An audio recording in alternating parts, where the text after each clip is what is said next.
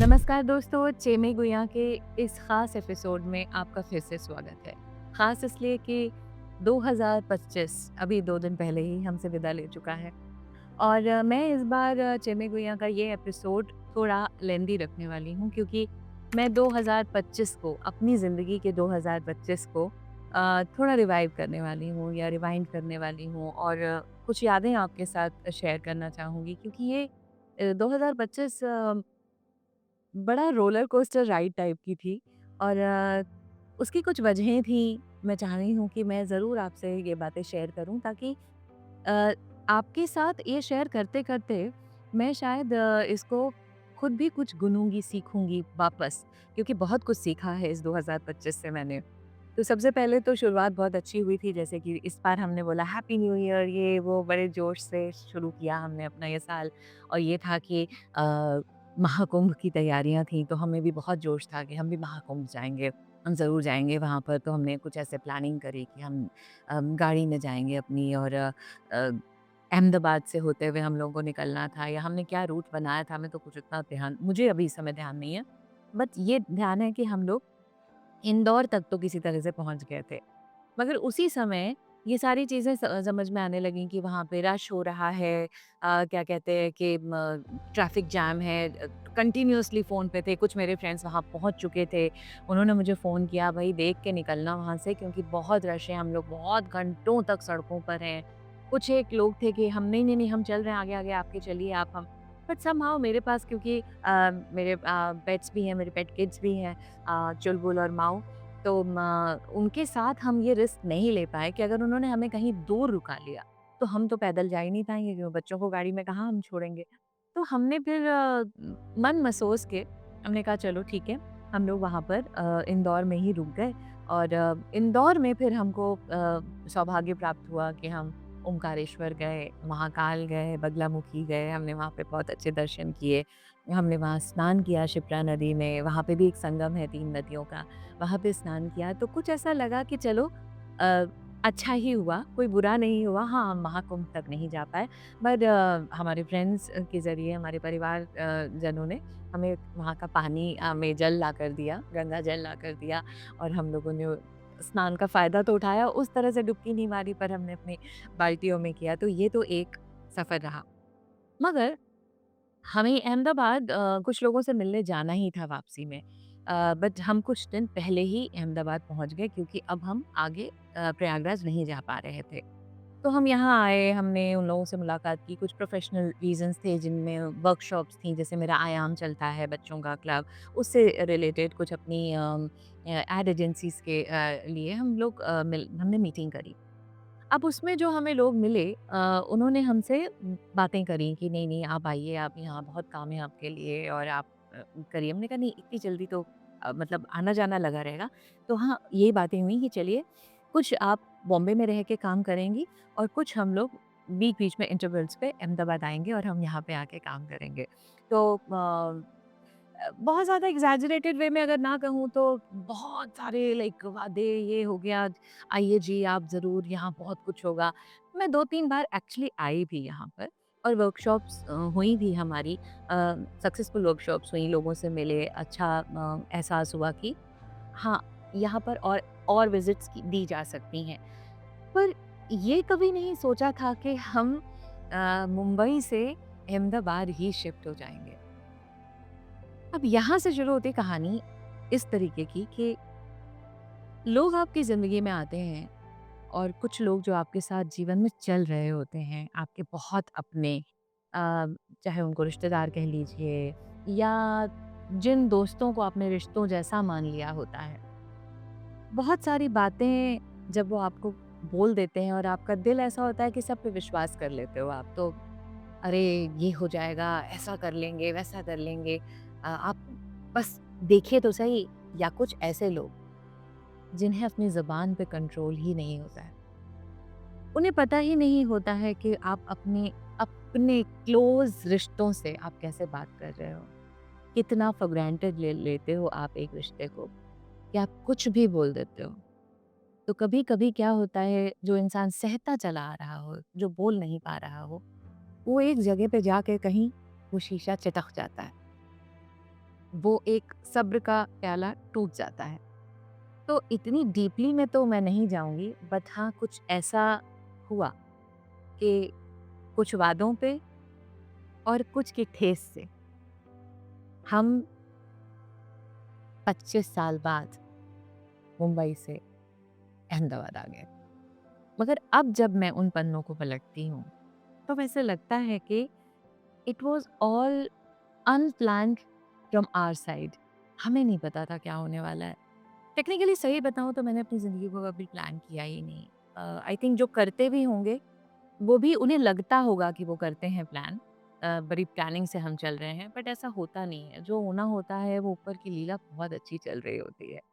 हम यहाँ हमारा आना एक बहुत बड़ा सबक था कि वैसे ही मैं तो छोड़ देती हूँ ऊपर वाले पे, बट कोई ज़रिया बनता है आपको ठेस देने के लिए, कोई ज़रिया बनता है आपसे बहुत सारे बड़े-बड़े वादे करने के लिए।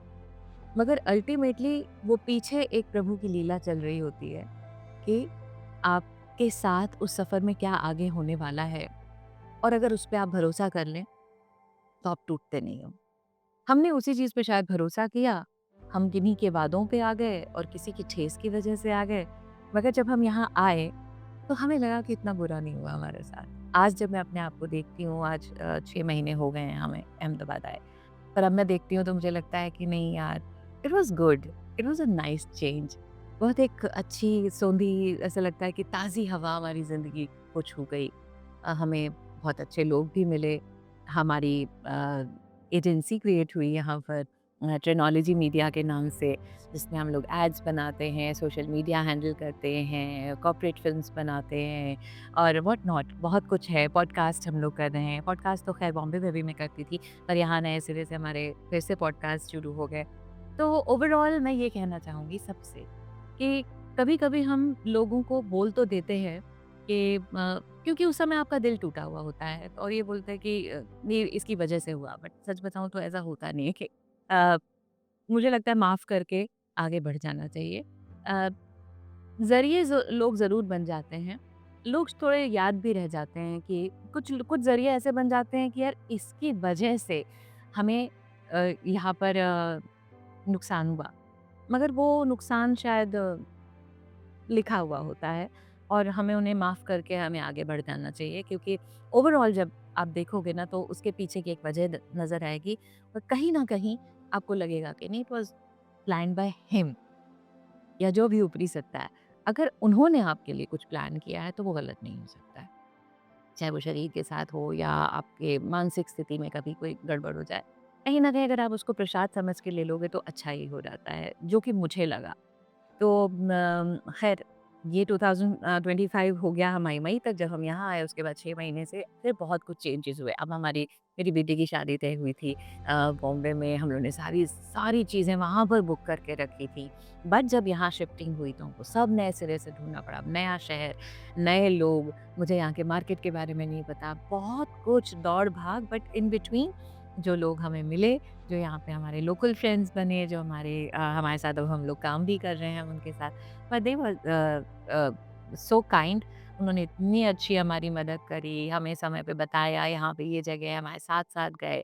एंड इतनी चमत्कार की बात कि 6 महीने नए शहर में हमारी बिटिया की शादी भी यहाँ हुई और बहुत ही अच्छे ढंग से निपटा ली गई। उसमें भी कुछ ऐसे किस्से हुए कि बड़ी हैरानी की बात है, उसमें भी बहुत रोलर कोस्टर राइड हुई कि कभी किसी की तबीयत ख़राब हो रही है, कभी किसी का कुछ हो रहा है कि हम नहीं आ पा रहे हैं, बड़ा दिल टूट रहा है कि अपने क्लोज़ वन्स हमारे पास नहीं आ पा रहे थे, लग रहा था कि सब कुछ फिर से बंद हो जाएगा, फिर शादी रोकनी पड़ेगी, एक्सटेंड करनी पड़ेंगी डेट्स, पर सबने बहुत बल दिया। हमारे रिश्तेदारों ने, हमारे क्लोज़ वन्स ने, हमारे फ्रेंड्स ने, उन सब ने बोला कि नहीं-नहीं हो जाएगा किसी तरह से, आप घबराओ मत, निपटा लो, इसको किसी तरह से निपटा लो। बट ऐसी ईश्वर की कृपा हुई, जैसे दाएँ-बाएँ सारी ईश्वरीय शक्तियों ने हमारे साथ रहकर, हमारे दोस्तों ने इतना बल दिया कि वो चीज़ भी निपट गई। मतलब मैं उसमें ऐसे छोटे-छोटे चमत्कार गिनाने बैठूँगी तो बहुत कुछ, उसमें से एक तो ऐसा किस्सा है कि मुझे 1 हफ्ते पहले तक ये नहीं पता था कि मेरी ड्रेसेस कहाँ से होंगी, क्योंकि एक बुटीक से हमने जब बात करी थी, तो बहुत बड़ी बातें करके कि हाँ, ये 20 इयर्स का एक्सपीरियंस है ये वो, हमें भी नहीं पता था, नए थे, हमने भी उनको सारा ही सामान एक ही जगह पे हमने दे दिया था और वो लास्ट मोमेंट पे it was all messed up, सब खराब हो गया था, कुछ सही नहीं बना था। एंड 2 लिटरली 3 या 4 दिन पहले तक मुझे ये पता नहीं था कि क्या होगा, मेरी ड्रेसेस कहाँ हैं। तो टेक्निकली फिर ऐसे ही एक विचार उठा कि मैंने अपनी कोई चद्दर सिलवाई थी किसी से, पेड़ के नीचे वो बैठते हैं शख्स। मैं पता नहीं उनके पास गई और मैंने बोला, भाई मेरे ना सारे कपड़े बहुत ख़राब हो गए हैं, कुछ ऐसा कर सकते हो कि आप मेरे घर आ जाओ, मेरे पास स्विंग मशीन है, आप मेरे घर आ जाओ और प्लीज़ आप किसी तरीके से जो मैं बताती जाऊँ उसको थोड़ा-थोड़ा ठीक कर दो ताकि मेरे फंक्शंस निपट जाएँ एटलीस्ट। एंड वो सज्जन इतने शरीफ, वो बेचारे अपनी वाइफ़ को लेकर, जिन्हें समझ थी, उनको भी समझ थी सिलाई की, वो दोनों मेरे घर लगातार 3 दिन आए। सुबह से लेके रात तक उन्होंने देखा नहीं समय को और एक-एक चीज़ उन्होंने वापस मेरे लिए दुरुस्त की। मैं ये कहूँगी कि वो मेरे लिए एक बहुत बड़ा चमत्कार थे। उनका मिलना, अगर मैं कुछ दिन पहले उनको वो चादर-वादर सिलने, मुझे वो ये जो विचार भी आना आपके दिमाग में कि जाओ उसको फ़ोन करो, ये आपका कुछ नहीं होता है, ये कोई कर रहा होता है। मैं यही बार-बार कह रही हूँ कि ये पूरा साल मुझे सिखाया गया है। तो मेरे जीवन ने ही मुझे सिखाया है कि हर एक चीज़ के पीछे कहीं न कहीं आप हार नहीं मानो, तो आपको स रास्ते मिल जाते हैं। एंड गॉड ब्लेस देम, वो दोनों हस्बैंड वाइफ, उनकी बेटी भी, वो सब आए और उन्होंने इतनी प्यारी तरीके से मेरी सारी ड्रेसेस को कम से कम इतना तैयार कर दिया कि मैं अपने फंक्शंस निपटा पाई। So that was very beautiful, बहुत प्यारा जेस्चर था। मैं अभी भी उनके साथ जुड़ी हुई हूँ, वो अभी भी मुझसे मिलते हैं, बहुत अच्छे लोग हैं वो लोग। किस तबके से कौन आ रहा है, मेरा सबसे बड़ी रिक्वेस्ट आप लोगों से ये होगी कि ज़िंदगी में कभी किसी को जज ना करें कि वो किस तबके से आ रहा है। मैंने शायद प्रयागराज में रह के ये सीखा है, क्योंकि जिन घरों में मैं जाती थी खेलने कूदने, वो शायद कहीं मेरे हेल्पर्स ही होते थे, हमारे घर में आते थे हेल्पर्स, हम उनके बच्चों के साथ खेल रहे होते थे, मैं तो उनके यहाँ जाके खाना भी खा लेती थी। तो शायद वो एहसास, वो मिट्टी की सौंधी-सौंधी महक जीवन भर मेरे साथ रही, इसलिए कभी हमें ये एहसास नहीं, मेरे माँ-बाप ने कभी ये नहीं सिखाया, ये इसका ये तबका, तुमको इन्हीं के साथ उठना-बैठना। और देखिए मेरे काम कौन आया, और उनका दिल बड़ा है। मुझे ये नहीं देखना है कि आपका स्टेटस क्या है, आप कौन हो, आप कहाँ को बिलॉन्ग करते हो, क्या आपके पास कैसी गाड़ियाँ हैं। आपने किसी के सही वक़्त पर बिना सोचे उसकी मदद करी, उस उनको ये तक नहीं पता था कि मैं उनको क्या पैसे देने वाली हूँ। उन्होंने मुझे ये तक नहीं पता था कि इसका इतना पैसा लगेगा। They just came and help me out. तो वो लोग ज़्यादा अच्छे हैं या जो जिन्होंने मुझे सही समय पे छोड़ दिया था। मतलब ऐसी जगह पे छोड़ दिया था कि मुझे पता ही नहीं था कि मुझे क्या करना है। जीवन में ऐसे तो बहुत सारे आप लोगों के साथ भी किस्से हुए होंगे। तो ये एक बात हुई। फाइनली शादी अच्छे से हो गई है। हमारे बच्चे दोनों खुश हैं बहुत अच्छी तरीके से। अब नए साल के में हम एंटर हो चुके हैं। नए साल के लिए मैं बहुत सारी तैयारियां कर रही हूँ। अब मैं चेमई गुइया में रेगुलर आप लोगों से मिलती रहा करूँगी। चेमई गुइया का मैं अगर दूसरी तरफ का पहलू लूँ कि जो कुछ मैंने एंटरटेनमेंट में देखा, सुना, वो भी मैं आपसे शेयर करना चाहती हूँ कि साथ-साथ में जो हम लोग यहाँ आए, तो हमने सबसे पहली फ़िल्म देखी हिस्टोरी ऑफ इतिहास। ब्यूटीफुल फ़िल्म, बहुत अच्छी फ़िल्म जिसमें इतनी आँखें खुल गईं कि हमें क्या पढ़ाया जाता है, कैसे हमारे एजुकेशन सिस्टम में क्या घोल के दिया जाता है और हम उसी पे आँख मूंद कर बरसों से सोचते आ रहे हैं, हाँ, यही सही होगा। हमने कभी उस पे क्वेश्चन नहीं उठाया, सवाल नहीं उठाया। एक बहुत बड़ी आई ओपनिंग फ़िल्म हिस्टोरी ऑफ इतिहास, सारे ही कलाकारों ने बहुत अच्छा काम किया। मिस्टर धामी ने जो डायरेक्शन दिया है, जो उन्होंने अपनी रिसर्च की है, जो इतनी मेहनत करी है, जो उनको इतनी जद्दोजहद करनी पड़ी है कि उस फ़िल्म को कैसे किसी तरीके से सिनेमा घरों तक लाया जाए। आई थिंक अभी भी वो उनके शोज़ कहीं न कहीं, किन्हीं-किन्हीं सिटीज़ और वर्ल्ड में कहीं-कहीं चल रहे हैं। Best of luck to him कि ओटीटी पे भी हमें जल्दी देखने को मिले। मेबी शायद आ गई हो, मुझे इसके बारे में नहीं पता। Then we watch Jolly LLB 3। It was good. Okay film, बस मतलब 2 जैसी तो नहीं थी, मैं कहूँगी कि ठीक-ठाक थी फ़िल्म। मैं इतना डिटेल्ड रिव्यू नहीं कर रही हूँ, मैं तो बस फटाफट बता रही हूँ कि मैंने क्या-क्या देखा और मुझे कहाँ बहुत अच्छा लगा और कहाँ ठीक-ठाक था।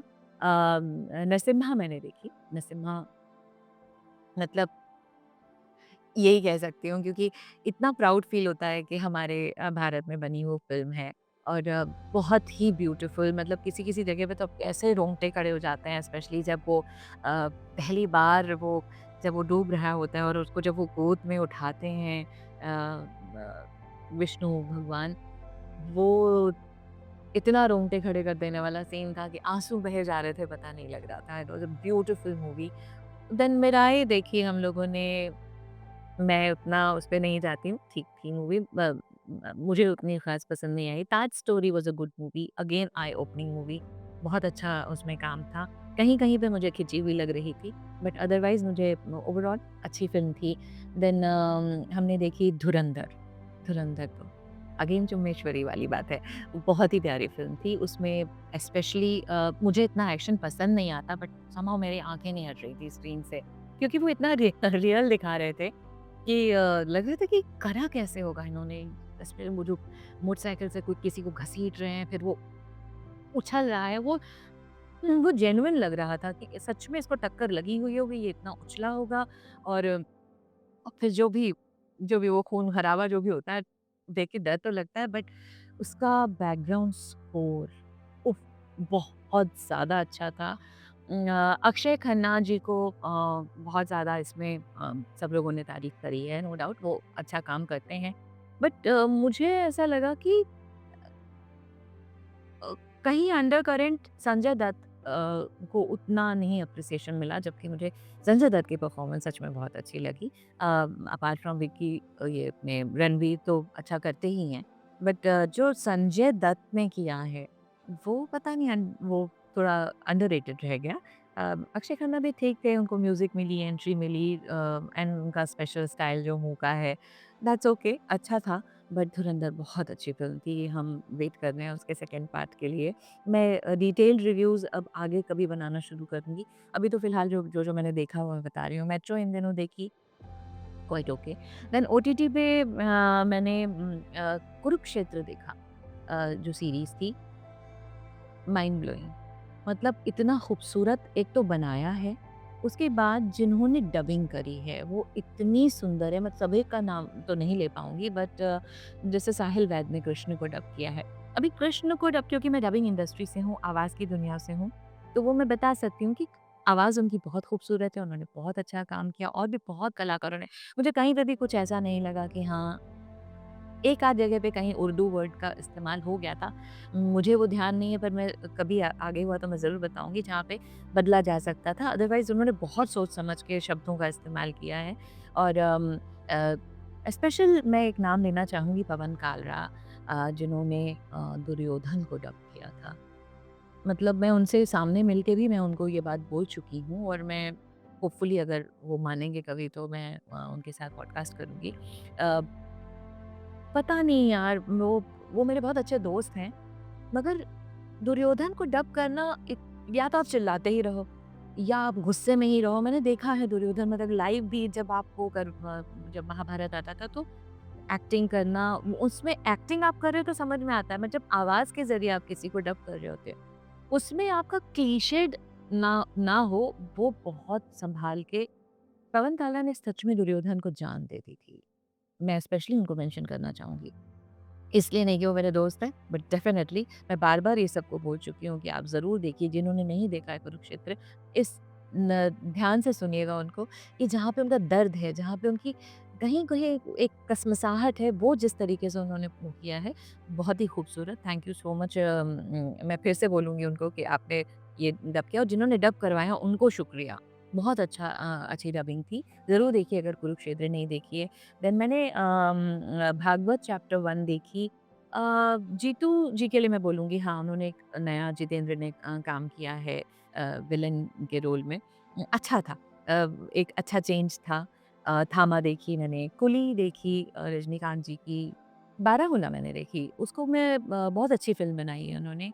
आदित्य धर के लिए मैं बोलना चाहूँगी, एक बारामूला देखी, उन्होंने बहुत अच्छी-अच्छी फ़िल्में बनाई हैं, पर बारामूला के साथ ही धुरंधर, लाइक इत ब्यूटीफुल, मतलब थोड़ा कॉन्ट्रास्ट तो है क्योंकि इतना एक्शन और इतना खून-खराबा उसमें, और बारामूला में एक अलग है। अ, उसके लिए मैं ये कहना चाहूँगी कि कुछ उन्होंने जो पैरानॉर्मल को लेकर और वहाँ के आतंकवाद को दिखाया है, वो क्यों डालना ज़रूरी था वो मुझे नहीं पता। कुछ किसी ने मुझसे पूछा था कि क्यों डाला पैरानॉर्मल? बट मुझे ऐसा लगता है कि जहाँ पर इतने मासूमों की जान गई है, मैं बिलीव करती हूँ कि वहाँ पे इस तरीके की एनर्जीज़ होंगी, जो तड़पती होंगी, जो अचानक जिनके साथ हो गया, जिनको पीपों में भर के मार दिया गया। तो इस तरीके की एनर्जीज़ का अगर उन्होंने वो एक साइड भी लिया है आदित्य धर ने, मुझे बुरा नहीं लगा, मुझे अच्छा लगा, क्योंकि हाँ, सच में वहाँ बहुत सारी तड़पती आत्माएँ होंगी जो कभी ना कभी अपना सवाल करेंगी और जवाब माँगेंगी। Good movie Baramulla. देन मैंने इंस्पेक्टर ज़ेंडे देखी, उसमें स्पेशली लास्ट सीन्स वो बहुत अमेज़िंग था। Good nice movie, one time watch. Sunny Sanskari की तुलसी कुमारी देखी, कहीं-कहीं तो पूछना पड़ता है क्यों? तो ये उन क्यों वाले मूवीज़ में से था। और मैं बीच-बीच में अपना न ये तो कुछ पुरानी चीज़ें ज़रूर देखती रहती हूँ, जिसमें मैंने अभी वापस गुड बाय देखी। जिन्होंने नहीं देखी है वो ज़रूर देखें। क्यूट मूवी, स्पेशली मैं पता नहीं, मैं ना कहीं-कहीं पे चीज़ें जो छोटी-मोटी होती हैं वो भी माइन्यूटली अगर देखती हूँ। उसका पहला ही सीन, मतलब पहले तो डांस-वांस है, सब कुछ है, उसके बाद when the girl goes to her place, उसके बाद वो मॉर्निंग में एक लड़का आता है, मुझे उनका नाम नहीं पता, अगर मुझे पता होगा तो मैं स्क्रीन पे डेफ़िनेटली डाल दूँगी। वो आर्टिस्ट एक आते हैं जो इन्फॉर्म करते हैं उनकी मदर के बारे में और उनको फ़ोन देने आते हैं। पता नहीं वो बंदा, मैंने कितनी बार रिवाइंड करके वो सीन देखा है। उनके पास कोई डायलॉग ख़ास था नहीं, पर उस बंदे ने इतनी प्यारी एक्टिंग करी है ना, जो जिनको हम मेंशन करना भूल जाते हैं, क्योंकि हम ओवरऑल जब रिव्यू करते हैं ना तो हम बहुत हाय उस पे करते हैं कि हाँ, ये म्यूज़िक ऐसा था, इसका ये था, उसका वो था। तो मगर वो एक कैरेक्टर ने इतना ब्यूटीफुली उस सीन को एंड किया था, इतना प्यारी एक्टिंग करी थी, तो मैं उनको स्पेशल मेंशन करना चाहती हूँ। मैं डेफ़िनेटली स्क्रीन पे उनका नाम डालूँगी। और सुनी ग्रोवर का बहुत ही डिफरेंट रोल था उसमें, अच्छा था, बट समहाउ मुझे ऐसा लगा कि लिखने में कहीं कहीं अगर उसको और अच्छा सम अप दे देते, वो बस आए और हल्का-सा कुछ समझा के लॉजिक और साइंस और उसको और धर्म को समझा के वो चले गए। थोड़ा अगर और वो उसके उनके लिए कुछ और लिखा गया होता और वो ऐसे भीड़ में घुल-मिल ना जाते, क्योंकि वो प्रॉपर क्लैरिटी में पब्लिक पे छोड़ दिया उन्होंने। That's okay, but beautiful movie. Then हम कभी-कभी बहुत हँसने के लिए मोहब्बतें देखी हैं हमने, वो मेरी और मेरी डॉटर, तो हम लोग कभी-कभी हँसने के लिए कुछ फ़िल्में उठाते हैं। आई एम सॉरी टू से, बट सही मायने में बाप रे! मेरे को तो लग रहा है कि मुझे वापस एक बार वो फ़िल्म देखनी होगी। जब मैं ये देखना चाहती हूँ उसमें कितनी बार पत्ते उड़े, कितनी बार वो सूखे पत्ते उड़े, मुझे समझ नहीं आया। But oh my God! हर बार वो कहाँ से शुरू होता है, परंपरा, अनुशासन, प्रतिष्ठा, और वो बंदे परंपरा, अनुशासन, प्रतिष्ठा, मतलब इतनी साल वो कह रहे हैं, 25 सालों में या 20 सालों में हमारी कभी भी यहाँ पत्ता नहीं हिला है। मगर वो पत्ता बंदा इतनी सहज तरीके से कैसे हिला जाता है? थोड़ा टफ फाइट लास्ट में सिर्फ़ उन्होंने दी, मतलब हर बार नहीं, ये तो नौकरी पे भी जाएगा, नहीं, ये तो वो भी करेगा। हर बार वो करने देते हैं उनको, हर बार वो, मतलब क्या हो रहा है? लड़कियाँ कहाँ से आ रही हैं? कौन-सा ऐसा कॉलेज होता है, जहाँ पे इस तरीके की ड्रेसेज़ अलाउड होती हैं? क्या होता है? खैर छोड़ो, वो तो मैं मस्ती के लिए देख रही हूँ, देखी। तो Mohabbatein was that movie, and then my all time favourite Andaz Apna Apna, वो तो मैं ज़रूर इंटरवल्स में देखती हूँ। मेरे कुछ दोस्तों को पता नहीं क्यों नहीं पसंद है अंदाज़ अपना-अपना, but I really love watching that movie, मुझे बहुत अच्छी लगी। एंड ऑल टाइम फेवरेट मेरा इंग्लिश सीरीज़ फ्रेंड्स, जिन्होंने नहीं देखा है, जो यंग जनरेशन है, वो प्लीज़ सीरीज़ में देखें। 18 प्लस हों तो बेटर रहेगा, क्योंकि थोड़े है उसमें एडल्ट तो है डेफ़िनेटली, बट अच्छा है। उसमें बाकी सारी चीज़ें छोड़ दें जो हमारी भारतीय सभ्यता से नहीं मिलती है, अगर हम उन सब चीज़ों को छोड़ दें तो दोस्ती क्या होती है, वो सही मायने में उसमें बताया कि किस तरीके से आप सब कुछ अपने दोस्त दोस्त से बोल देते हो, और फिर भी दोस्ती बरकरार रहती है। तो इस पूरे ओवरऑल उसमें अगर मैं आपको 2025 का अपना एक्सपीरियंस बताऊँ, और कुछ चीज़ें आपके साथ साझा करूँ, तो वो ये है कि पहली बात, जब भी आपको कोई एक तमगा देना चाहे, ये मेरी तरफ की सीख है जो मैंने सीखी है। आप लोग देखो कि आपको क्या करना है। पर डेफ़िनेटली अगर आपको कोई तमगा देता है, आप तो मेरी दीदी जैसे हो। आप मुझे ना माँ जैसे लगते हो। हर अब सही मायने में भाभी। और चाची, ताई, मामी, आप जिनके हो उनके रहो। मगर जो बना देते हैं आपको, आप माँ जैसी हो, बहन जैसी हो, भाभी जैसी हो, गुरु जैसी हो, टीचर जैसी हो, उस जाल में मत फँसिएगा कभी भी। उस जाल में कभी मत फँसिएगा। ये मैं आँखों में आँखें डाल के बात कर रही हूँ। क्योंकि बस आपका अपना जो है वो प्रभु है। और जिनको आपने सालों से परखा हो ना, 20-25 साल, अप्स एंड डाउन्स में जीवन भर आपके साथ रहे हों, बस वो अपने हैं। बाकी जो आद हवाओं की तरह आते हैं और आंधियों की तरह चले जाते हैं उजाड़ के, उन तमगों पे ध्यान मत दीजिए, इंसानियत पे ध्यान दीजिए। वो कुछ आपसे लेके जाते हैं, कोई बात नहीं, माफ़ कीजिए। मगर फिर अगर आप उस बंधन में फँस गए, भाभी जैसी, माँ जैसी, उसमें आपके साथ बहुत बड़ी गड़बड़ हो जाएगी। क्यों फिर दिल टूटता है, फिर आप पहले तो उस लूप में फँसे रहते हैं, उदासी के लूप में, और फिर उसके बाद अल्टीमेटली मैं तो कहूँगी कि माफ़ी करना चाहिए, क्योंकि मैंने तो जीवन में यही सीखा है। आए गए माफ़ करो, आगे बढ़ो। हाँ, मैं अब नहीं फँसती हूँ। मुझसे कोई आप मेरी भाभी से नहीं, नहीं, मैं प्रतिभा हूँ। प्लीज़ मुझे प्रतिभा जी ही बुलाइए या प्रतिभा बुलाइए। मैं किसी की कोई नहीं लगती। और रखना भी क्यों है किसी से? क्या क्या करना है रख के किसी से भी? इंसानियत का रिश्ता ज़रूर होना चाहिए। किसी को तकलीफ़ है, आप ज़रूर उनके साथ खड़े रहिए। और दूसरा ये कि भगवान के किए हुए प्लान्स में, ईश्वर ने जो प्लान्स किए हुए हैं, उन पे भरोसा ज़्यादा कीजिए। अ, बहुत प्लानिंग आपके मन में होगी ये करना है, सोचा आपने, पर उनके प्रभु के चरणों में समर्पित कर दीजिए सब कुछ। जो कुछ भी सोचा है कि प्रभु ऐसा दिमाग में आ रहा है, ये जो आ रहा है वो भी आपके चरणों में है, और जो आप करोगे वो भी स्वीकार्य है। वो भी प्रसाद है हमारे लिए। तो पूरी ज़िंदगी के बाद 2025 ने डेफ़िनेटली मुझे ये तो सिखाया है। तो आज के लिए नमस्कार फिर से करूँगी, और आपसे अब मैं मिलती रहूँगी अलग-अलग। मेरी एक नई प्लेलिस्ट बनेगी मेरी पोएम्स की। पॉडकास्ट नए आएँगे। हमारी जो भी नई अचीवमेंट्स होंगी मैं आपके साथ साझा करूँगी। देखते हैं 2026 हम सब के लिए क्या लाता है। उम्मीदें हमेशा बरकरार रखनी चाहिए। अच्छे सहज दिमाग से चलेंगे और सब कुछ ऊपर वाले के चरणों में समर्पित करके रखेंगे, तो सभी कुछ अच्छा हो जाएगा, सब कुछ सहज हो जाएगा, और जो कुछ आएगा उसको भी बोलेंगे चलो आप ही हैं, आप ही सँभाल लेना। क्योंकि जब क्या होता है, जब आप सारा भार, जैसे मान लीजिए आप फादर के साथ जा रहे हो, अपने कि म माँ-बाप के साथ अब जब जा रहे होते हो, और वो बोलते हैं आज चलो ना आपको होटल ले जाएँगे, आप छोटे बच्चे थे। आपको होटल ले जाएँगे, खाना खिलाएँगे। आपको ये चिंता नहीं होती है कि मेरे पास पैसे हैं कि नहीं है। पापा है ना, पापा दे देंगे। तो जब आप इस तरीके से चलते हो कि हमारे माई-बाप ऊपर बैठे हैं, तब सँभाल लेंगे, तो बहुत अच्छा हो जाता है, वो सफ़र बहुत आसानी से बीत जाता है। और जो नहीं होगा वो भी वही सँभालेंगे। तो यही इसी नोट पर मैं आप लोगों से विदा लेती हूँ। अगले चिमी गुइया के एपिसोड में, जो इतना बड़ा नहीं होगा, शॉर्टर वर्ज़न होगा डेफ़िनिटली, आपसे फिर मुलाकात होगी। नमस्ते।